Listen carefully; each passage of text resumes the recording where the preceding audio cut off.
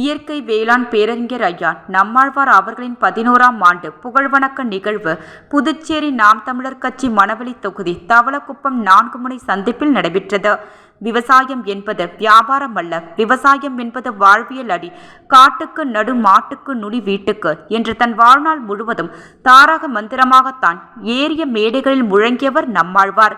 இந்தியாவில் உணவு பஞ்சத்தை போக்குவதற்காக கொண்டுவரப்பட்ட பசுமை புரட்சியின் பெயரால் ஏற்பட்ட விளைவுகளை தன்னுடைய எழுத்து மற்றும் பேச்சு மூலமாக வாழ்நாள் முழுவதும் எடுத்துரைத்தார். பல கிராமங்களுக்கு நடைப்பயணம் மேற்கொண்டு இயற்கை விவசாயத்தின் அவசியத்தை வலியுறுத்தினார். இளமையின் ஊந்துதலில் விவசாயத்திற்கு தொடங்கிய நம்மாழ்வாரின் நெடும் பயணம் அவரது இறுதி மூச்சு வரை நீடித்து நிலைத்தே விட்டது. இன்றைக்கு ஏராளமான படித்த இளைஞர்கள் இயற்கை வேளாண்மை பக்கம் திரும்பியதற்கு நம்மாழ்வாரின் 30 ஆண்டு கல்வி பயிற்சி இருக்கிறது. இப்படி வாழ்நாள் முழுவதும் தான் நம்பிய இயற்கை விவசாய முறை ஊக்குவிக்க போராடிய நம்மாழ்வார் கடைசி வரை தனது கொள்கையில் உறுதியாக இருந்தவர். வாழ்நாள் முழுவதும் இயற்கை விவசாயத்தை மீட்டெடுக்க போராடிய நம்மாழ்வார் மீத்தேன் திட்டங்களுக்கு எதிராக தொடர்ந்து போராடிய போராட்ட களத்திலேயே 2013ஆம் ஆண்டு டிசம்பர் 30ஆம் தேதி காலமானார்.